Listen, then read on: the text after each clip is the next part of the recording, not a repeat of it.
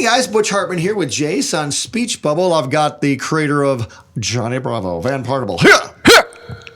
It's a guttural thing. A guttural thing? Yeah. Okay. Was that good? You okay? No. Doctor!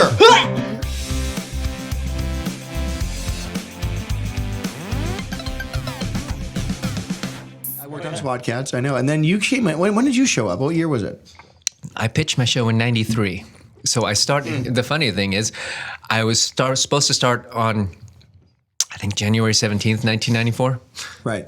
Which was the day of the Northridge earthquake. And Oh, wow. so That was the day you were supposed to start? Yes, I was going through my stuff because I'm recondoing my place. Nice. And Me I too. found this little piece of wall from the earthquake. And Chris Zimmerman, who was the recording director there, she collected pieces of wall and she wrote down the date and she gave them to all the different people at the studio. And I still have mine. Oh, wow. And so, but that was the day I was supposed to start. And so I was like, I don't know if I'm so I called, and Lobby Bobby, who was the guard there, Yeah. he was like, yeah, no one's here, so you're going to have to call back. By the way, that is a dead-on impression of that guy. This guy, Bob, bless his heart, was a very large man. He was this huge guy, and they put him in this little tiny guard shack. Like the guard shack was about as big as this table, and this guy was crammed in. It was totally a cartoon. It was Yes. really funny. And he talked just like that. How you doing? Yeah, exactly. But so I didn't know that was the day you were supposed to start. I remember that vividly. Yeah. Vividly. How's it for you? Because you were already working there. I was working there, and I'll never forget because my wife and I were in the middle of an argument that evening beforehand, and then the earthquake happened. It was like, okay, we're going to stay together because earthquakes can happen. We shouldn't be mad at each other. And so, yeah, that was the day, huh? So when did you end up starting there? Because that earthquake happened, and then that's all people could talk about for like months after that. I started the following week. Okay. So Okay, very cool. Started at Cartoon Network or started Started on at Johnny Hanna-Barbera. Bravo? Oh, Hanna-Barbera. Okay. Hanna-Barbera was Cartoon Network's, I guess, studio making things for them. Because Yeah. Hanna-Barbera slowly fizzled out, but Cartoon Network owned it at that point. Yeah. So you show up, and I never forget when Van showed up. I kept walking down the hallway, and there's this kid in this room putting up all these 70s pictures, like Happy Days and Evel Knievel and Charlie's Angels and Mork and Mindy. You had all these pictures.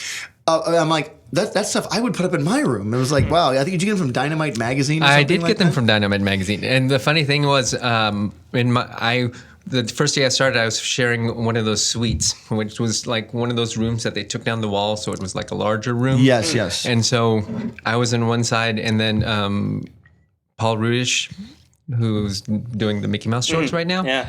Paul Rudish and Craig McCracken were on the other side. So I shared an office with them when I first started. Got it. And it was... And Craig is super talkative, so it was like, it was- didn't say much to you at the time. Well, yeah, I didn't have... we didn't. It's not like we didn't get along. It's not. But it's not. No, like I know, but came in and those we- guys were just we quiet had- guys. Yeah, and they would watch anime stuff during the day, or I think they were would quiet because I draw. think they were quiet to me. They just didn't like me. That's what it was. I mean, that's what I'm. That's what I'm getting. No, at. it wasn't, because I called out a few of the people that I became friends with later.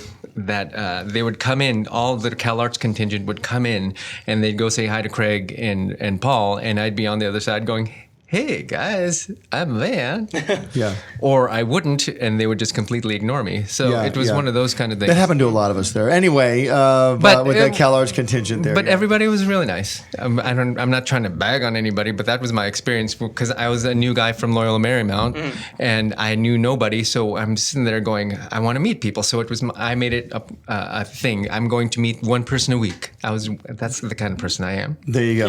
Yeah. And so I was like, okay, I met Craig and Paul. Who else can I meet? So Right, I just right, went down the hallway and just started meeting everybody. And Now, so- remember, where'd you pitch your show? Because you were at Loyola Marymount. So how did you get your show into Cartoon Network or Hanna-Barbera in the first place? Well, my animation teacher was also the animation professor. He was the head of the animation department at UCLA. Right. And so when they started the What a Cartoon program, which whatever it was called, the shorts program, Yeah.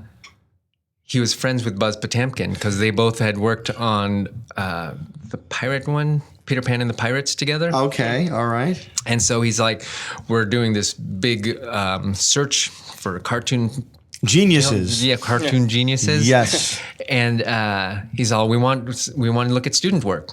And so my professor Dan basically said, you have your film. Why don't you put your stuff into the UCLA files, and then I'll show that to them. And it was one of the shows that they liked, and so wasn't it a pencil test, or was it? It was a finished film. It was but finished. It had no sound effects or anything like that. Because I here's another random story. We have nothing but time. Go ahead. Oh, good. When I was at Loyola, this was my senior thesis project. It was this short, basically about an Elvis type person. Right. Anyways, Was it called Johnny Bravo? it was called Mesa Blues. It was, Oh, okay. it was because I had seen this film called Mess O Blues. Mess O Blues, Got it, basically, got like it. the song. Right. I had seen this film called The Magnificent Seven Elvis Impersonators. I was like, oh, that's pretty awesome. I'd like to do that. So I wanted to do my own cartoon type version of it. And I was going to do the 3 Elvi. So I tried to find all these different ways of how to draw Elvis impersonators and stuff like that. And then I realized I didn't have that much time. So it became 1 Elvi. No, nice. And animated that. But at the end of the year, I didn't have a soundtrack because I was too busy just animating it and stuff. Did he have black hair? He had black hair. He had black hair. Black hair and a white jumpsuit and everything That's like right, that because that's he right. was. Oh, so he's all Elvis. Yeah. Yeah, because up to that point, what I had noticed was Elvis was funny, but no one ever used him very well.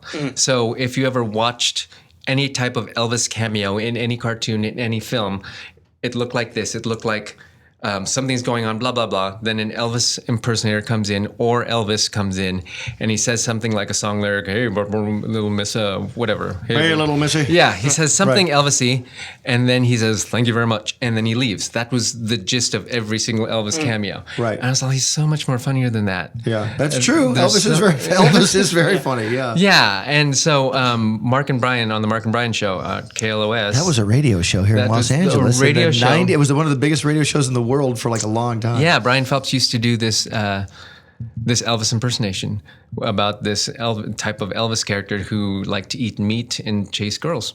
Right. And it was just the funniest thing. I was like, that's a very funny caricature of who Elvis is. Right. I go, I could use that. That's like the gist of what kind of. Did you get Brian Phelps to do the voice? No, I didn't. But I think he was actually on a list of. Joe Van said no, like I'm an idiot. No, what are you stupid? Of course I didn't do that. No. No, I sorry, think we asked him to audition. I don't know if he ever did, but No, but I mean the original film is what I'm talking about. the your original student film. No, Who did? Did you do the voice for the original film? no. My old roommate Chris Kelly. He's an actor.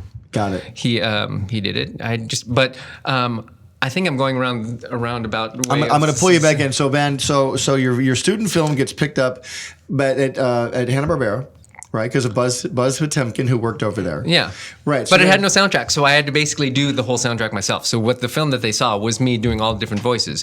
Because my original film, I had no soundtrack, so I hired all my actor friends and my musician friends to go on stage. So on my final screening at LMU, it was like this live interactive cool. thing, live performance. That's awesome. And so that was kind of a fun thing.